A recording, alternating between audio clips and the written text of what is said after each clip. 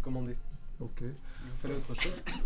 Je vais regarder. Ouais, Enfin, je vais regarde celui-là de côté. Hein. Oui, oui.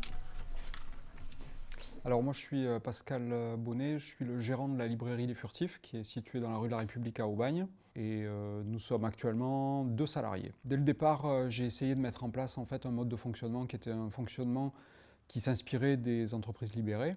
C'est un mode de fonctionnement où on n'a pas une organisation qui est en râteau, c'est-à-dire avec un patron qui sait tout et qui décide de tout et qui donne ses ordres et tout le monde exécute.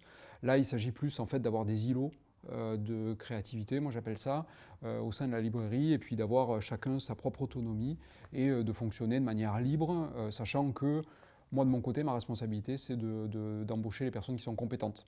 Moi je m'occupe donc des sciences humaines, de la jeunesse et de l'imaginaire, et Pascal de la BD, du polar et de la littérature. J'essaie de réorganiser et de faire les choses de manière cohérente.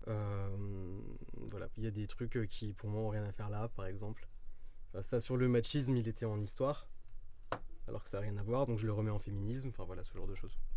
Je suis désolé, j'arrive pas à faire deux choses en même temps, je suis désolé. Du coup je dis n'importe quoi, je bafouille. Non, il n'y a pas de souci, vous... Enfin, vraiment, mais...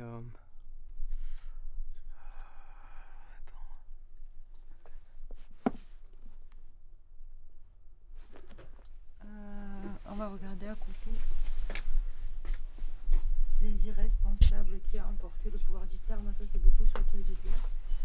La guerre d'Algérie. Donc, on va aller lui demander l'autre. Oui.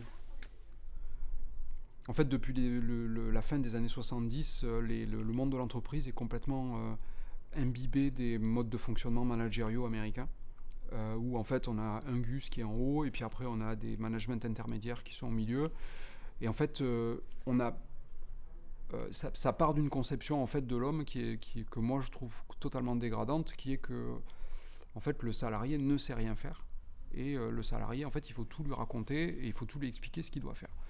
Parce qu'en fait, il y a un type ou 2 ou 3 ou 4 ou je sais pas combien qui savent en fait ce que c'est que la vie, quoi. Mais malgré tout, je reste quand même persuadé que c'est en laissant cette autonomie aux gens et en les laissant fonctionner et surtout s'épanouir en fait de la manière dont ils travaillent qu'on obtiendra le meilleur en fait au final pour la librairie, quoi.